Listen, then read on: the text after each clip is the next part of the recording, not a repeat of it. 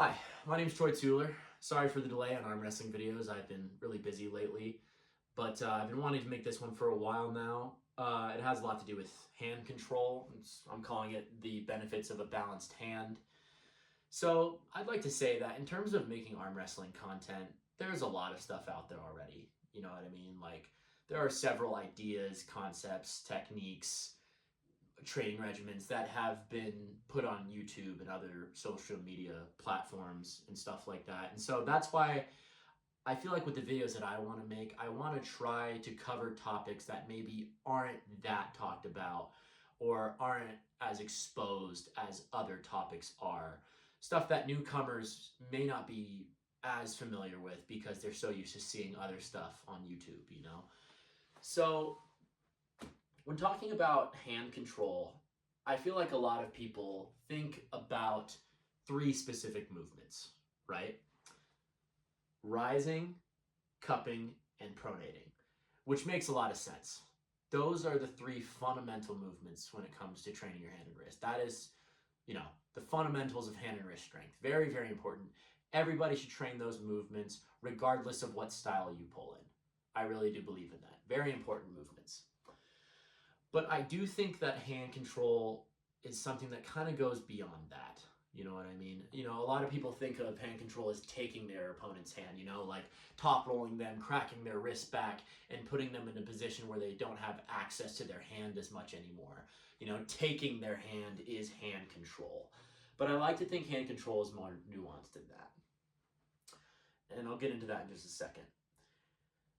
I do think that when it comes to training certain muscle groups or, just different parts of your body, variety matters. Obviously, you need to be consistent, but changing the ways you train your muscle groups will help them progress more, right? So for example, let's say there's a guy who, has been training his chest a lot. He does a lot of bench, a lot of incline dumbbell, some kind of like flies or something like that, right? And his chest has gotten really strong over a period of time, right? But eventually he keeps doing those same workouts over and over and over again. And it gets to a point where you're going to plateau, right?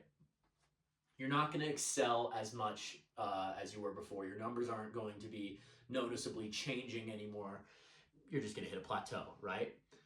Normally, a way to solve this problem is to change up the way you work out those muscles, right? Is to change your training regimen.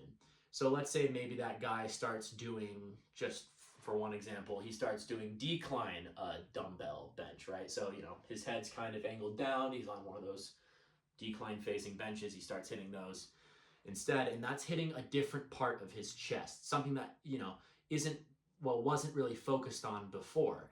And so as that gets stronger, it starts to sort of, combine with the muscles that he has grown over time, and it all gets equally stronger. And then his bench might start going up again, right? And that's because he's working out these little areas of the muscle that have not advanced enough and haven't been steadily going up as much as other parts of the muscle, right? I think that idea, that concept of just training your muscle group or a certain body part, perhaps, in different ways will make you stronger all around the board. And that has a lot to do with this video. So going back to hand and wrist, the idea of hand control, there's a video of Pascal Girard. I can't remember where he's from. I can't remember if it was Sweden or Norway. I apologize. But there's this video that I'll be putting in the description of this video. And the way he describes hand control is very interesting to me. He sees it as, like in that video, he describes it as hand control is not just this and this. Hand control is this, this, this, it's everything. Every possible movement, wherever you want to go, you are imposing your will through your hand and manipulating your hand and wrist to, go where you need to go in order to win a match.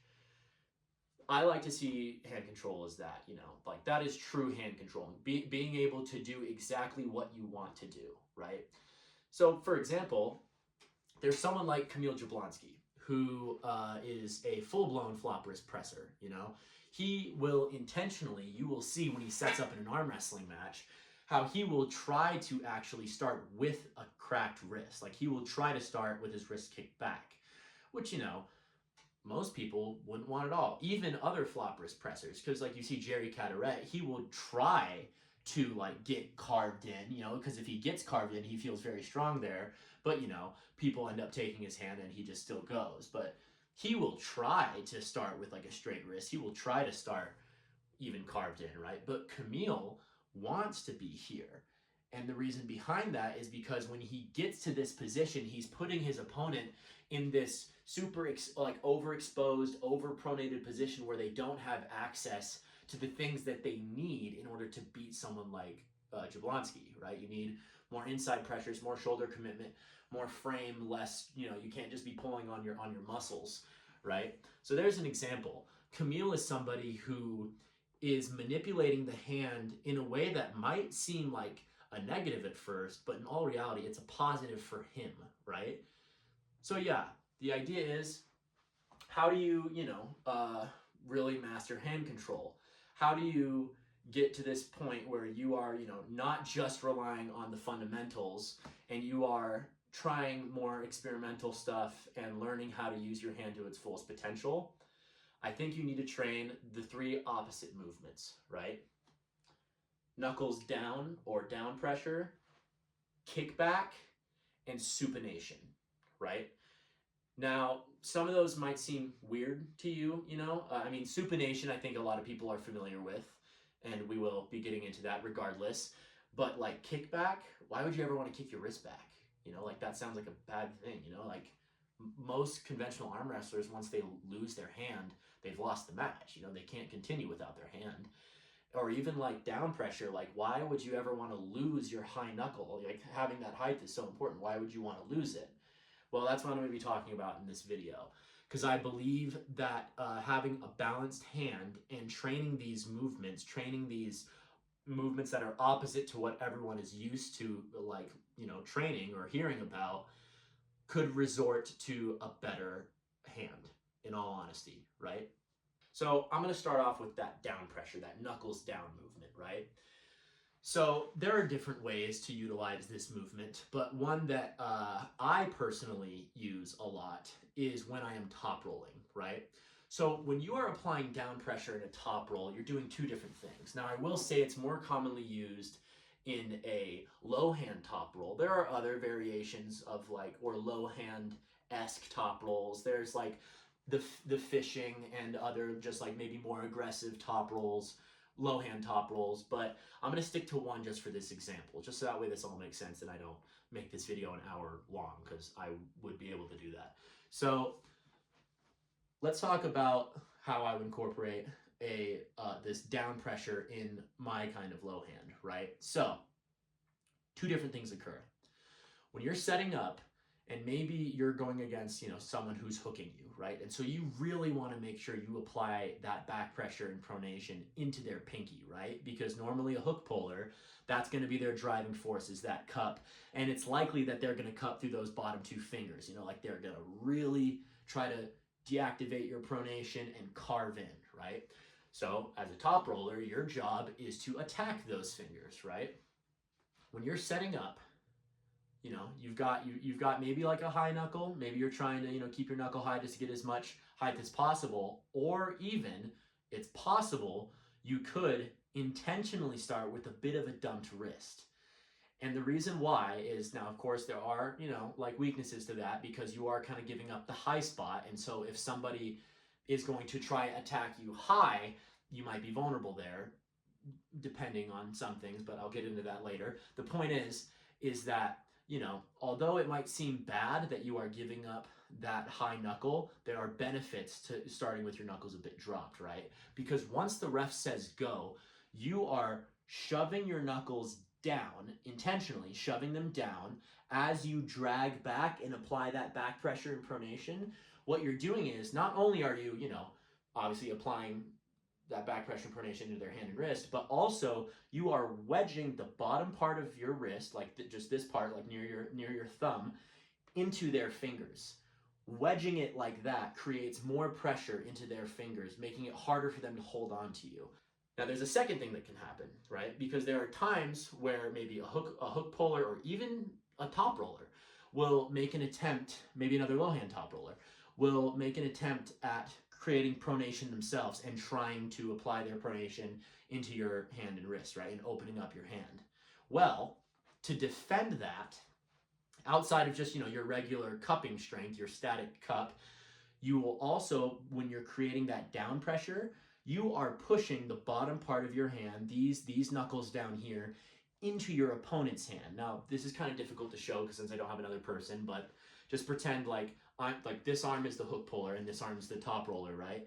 You are pushing your fingers down like into their wrist, almost like bone lining them, but with your hand, to negate their pronation, right? So then what happens is that, so now I'm top rolling here. When I shove my wrist down, I am, creating the pressure into their fingers, but also I'm pushing down to stop them from pronating, right? Now, this doesn't necessarily mean you are like carving in. I'm not saying like, oh yeah, you are shoving down and carving in like this and then trying to roll. I'm not saying that. Maybe you'll get like a little bit of a cut, but you are not like trying to take away their pronation. You are defending it with this down pressure, right? You are negating their pronation while still applying your back pressure and pronation, right? Now, this might be difficult because this requires a pretty dang strong hand, but this down pressure movement will be very effective no matter what, right? If you're pulling a hook puller. Now, I did mention that a vulnerability to this is like when you are giving up that knuckle, when you are dropping your knuckles, you are exposing the top part of your hand for these posting style top rollers, right? And you've got to have a really strong hand if you are going to be able to contain their back pressure with your fingers, negate their pronation, and still be able to keep your pronation as you drag and go to the side, right? You got to be really, really strong for that. There are very few arm wrestlers who can pull that off, right? Even Vitaly Laletin, it's like he's an arm wrestler with such a tall arm that he has to start with a drop knuckle for most people in order to get like, a fair setup. But his hand is so incredibly strong that he's capable of containing even other top rollers, It's very, very hard to do. And, even he's not always successful with it. So there's vulnerability to it, but it is still a very effective move, right? So I mentioned a top roll, so now going back to a hook, right? Or just going into a hook. So let's say you're in a hook with somebody and like you're maybe having trouble just, being able to move them or pin them down because they just got such a strong arm, right? Well, ideally, if you're able to make them turn their palm to this position where their knuckles are kind of pointing towards the ceiling, and their palm is kind of facing towards their body, that is pretty ideal because what that does is usually when an inside puller has a good shoulder commitment and their knuckles and like wrist is basically pointed towards the peg or the pin pad, it's easier for them to create the side pressure. Most people just feel connected in this position, right? But once they lose that and now they're more on their bicep, it's harder to create that side pressure now. They might still have a drag, but still, it's like when it comes to side pressure, they're not as connected anymore. And like I said, they're more on their bicep. And how you get them to that position is by using down pressure, right? Now, recently I did make a video talking about pronation through side pressure, and I recommend you go check that out because I do talk about a movement in there that seems similar to this, but I'm talking about different things. But anyways, so let's say you're in a hook with somebody. When you start dragging back and applying that side pressure along with it, if you shove your wrist down into your opponent's wrist, to make their palm turn up like that, they'll end up more using musculature and like less frame involvement because you're turning them over, and then it'll be easier to pin them, right? You're going sideways, as you're going down, you're also shoving your wrist down, turning their palm up. It feels a bit uncomfortable because you're basically shoving your hand into their hand and wrist. But if you are able to turn them up, you'll have an easier time moving them and pinning them, right? So down pressure, pretty important movement. I highly recommend trying this out in practice. All these movements, I highly recommend trying them out in practice.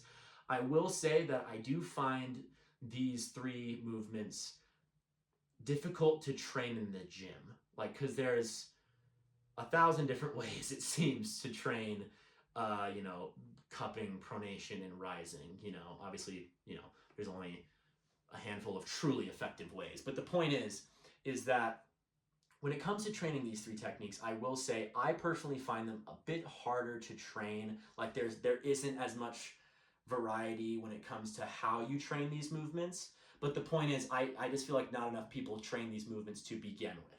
So I recommend you do. But anyways, moving on. Kickback. So this one will probably seem foreign a lot for a lot of the newer guys, right? Because why would you ever want to kick your wrist back? Everyone knows that people are stronger when you cup in. You know, like most arm wrestlers feel more connected and just more powerful when they bend their wrist. Getting a kick back, you're losing. You know, like why would you ever want that? Well, think of kickback as a form of escaping. And when I say that, I don't necessarily just mean, oh, like slipping from them. Kickback is often correlated to outside movements. When talking about outside movements, normally if you're holding on to a guy and this is outside the strap, and you attempt a top roll and you start kicking back and doing all these things, it's likely you're gonna slip unless this guy really just tries to hold on, or you got a vice grip and you are able to hold on while you kick back and just pin him to the pad. But more than likely you'll end up in the straps, right? Which is good because I think kickback is very effective in the straps. So you're tied to a guy now. You got that strap going down the back of your hand, around your wrist, and same thing with him, around his wrist, or over the back of his hand. And maybe you're in this similar scenario from how I mentioned before, where you can't seem to top roll this guy. Like you can't create the torque, you can't create the pressure enough to just drag back and take his wrist, right? You just don't have it. Well, another form of creating that torque, creating that pressure, is applying a bit of kickback. Now, of course, you're not just going like that when you're doing this, you know, because at that point you're just giving too much away. It's just this little thing. It's a balancing act, really, because when you start, you know, maybe posting and you're dragging back, you're applying that pronation, you are slightly kicking back, and that will pull against the strap that's along the back of your hand, and that will then obviously pull the strap that's tied around his wrist, creating that torque. So as you're dragging back and you're rising and you are kicking back, you're creating all that pressure through the strap, making it easier to create pressure on your opponent's wrist, making it easier for him to lose his hand, right? So yeah, kickback is correlated to that kind of movement where you are kind of running away. You know, you are escaping in order to gain, running to gain things, and then having the ability to pin them, right? You know, so there's kind of an example of kickback when it comes to top rolling.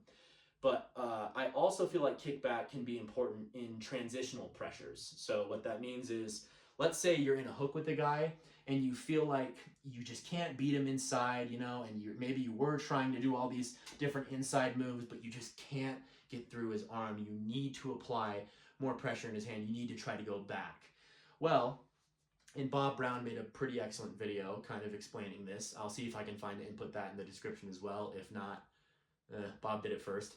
But the idea is that let's say you're in a deep hook.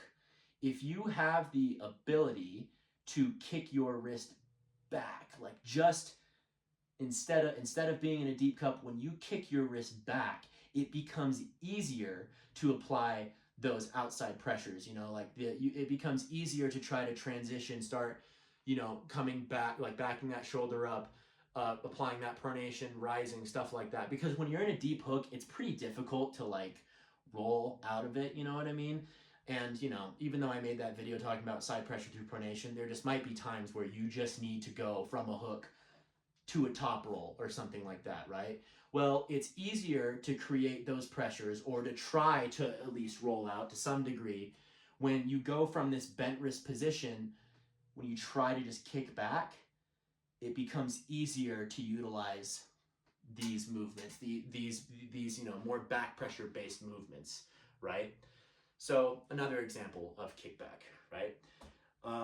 And obviously there's the example I gave before of Camille, where like he will intentionally kick his wrist back to get into that position where he is, putting his opponent in a stage of uncomfortability, right? So yeah, kickback is definitely important as well. It's hard to like utilize all the time, but I do think there are moments where you might find yourself like, man, I can't create enough back pressure. I can't create enough pressures into my opponent's hand to stop him from carving me in. How do I do this? Kickback might be the answer. Or, oh man, it's like I can't seem to beat this guy in the hook, but I keep getting carved in. What should I do? Well, if you try to kick back, it might be easier to perform a transition like that. Try to change your movements, change the way you're going, right? It's difficult, but if done effectively, if trained often, if you understand the timing of it and how the counters work, it'll be easier to perform this movement effectively, right? Now going to supination, which is, I'd say, the most well-known of the three. It's I find it that most people like teach this to newcomers pretty early on. It's not like a go-to thing, but most people hear about it pretty soon. This is the idea of, instead of pronation where your thumb is turning inside, your thumb is turning outside. You're turning this way. This is a move that is often correlated to inside movement, right? A lot of people see it as something that is tied to hooks or presses or something like that. It makes it easier for you to sink a hook when you try to, you're not only cupping, but you're also supinating, going wrist to wrist. That makes you carve in and incorporate more shoulder pressure. And then, you're in a deeper hook, or even in a press, it's like when you come crashing down, when you supinate and turn your body, that gets more of your shoulder involved, and it allows you to apply more side pressure, right? Just being able to supinate and carve in like that, right? Supination is important, just like everything I'm telling you in this video, right? But once again, I don't think that supination is just tied to inside moves. I like to see all of these moves as just tools. So supination can also be used in climbing, right? So I see like a common problem that I see with new people is when they're like attempting to climb, they might do this thing where they like really like open up their fingers and like come around and try to just like climb on top of that knuckle. In all reality, when you are letting go that much, you're giving up a lot of pressures. There are very few scenarios, even inside the straps, in my opinion, where you are actually letting go like that and capping and re-gripping. You should never be doing that. You should never be letting up that much finger pressure. Your fingers should be still involved while you are climbing, right? So think of climbing more as going up your opponent's thumb, right? Like you aren't just trying to get your knuckle higher than theirs, like this. You're also trying to get the bottom part of your hand higher. You're trying to go up their thumb and, get your knuckle higher as well, right? So instead of trying to just like that, trying to just regrip like crazy, keep your fingers involved. What's going to be happening is, instead of completely flying up there, you're kind of just sliding up the thumb, right? Instead of just giving up the pressures that you were having as you're pulling, you're still incorporating them. It's just your fingers are hovering a bit. And what's happening here is that you are pushing your elbow forward and rocking up, so you gain that height, and you are slightly supinating as well when you do this, right? And that's because, when you're trying to climb and you just go straight back, it is kind of difficult to go up to slide up the thumb. But when you supinate, these bottom fingers grab higher. And then once you regrip, you go back to where you were before. So it's like I'm pulling, I'm setting up with the guy, boom, we're in the center. We can't seem to pin each other and move each other anymore. We gotta, one of us is gonna have to climb. Like that. elbow forward, and you know, I'm exaggerating with letting go. You don't let go. Just a little slide up the thumb, supinate a bit to get your fingers higher, and back, right? Because that's the thing, is like you don't want to over supinate, because if you overcommit to that, then they might just carve you in here, and now you're in an awkward position where you're on your bicep, right? You need to try to keep the back pressures involved, keep the pressure in their hand while you are sliding up their thumb. And that supinating movement will help you do that, right? Because once you get here, it's just a slight supination. Remember, you're not going like this, right? Just a little supinate and a little rise to climb up their thumb, and then back to it, right? Or, you know, maybe you do, you climb up, you supinate, you got the height, and then you transition into a hook, right? Supination is definitely important when it comes to climbing. It's just sliding up the thumb. It's not that exaggerated regrip. That's amateur stuff to me. Like, that is not how you should regrip. It's very rare for that to actually happen and you actually gain an advantage, right? But I guess it's just a thing where, you know, people are so like fixated on rising, cupping, and rolling that they forget that in order to, you know, honestly have more hand control and have more ability to move on the table, I feel like these other movements is what comes in handy, you know, like, and even to, you know, even to progress in these movements, you know, you need to train the opposite way. I've often heard scenarios where guys have been, you know, constantly training their wrist flexion all the time and training these specific movements, but what's happening is that other tendons, or like just like the backside of their hand and wrist or whatever is starting to hurt, because what's happening is like, you know, certain tendons and certain parts of your wrist are getting stronger, but once those fail, you are left with the weak stuff, and then once those get torn open, it hurts, you know. Kickback honestly helps with wrist pain, in my opinion. Like training both sides of your wrist and just trying to get everything equally trained and, you know, close to the same level, you're just going to be doing better. Like literally, you'll even refrain from injury, in my opinion. You know what I mean? Either way, I just feel like these are movements that are incredibly important, and that I feel like everyone should keep in mind when they train and practice. Yeah, I think that's all I really had to say. So yeah, if you have any questions about this, please just leave a comment and I'll answer in the best way that I can. So thanks for watching.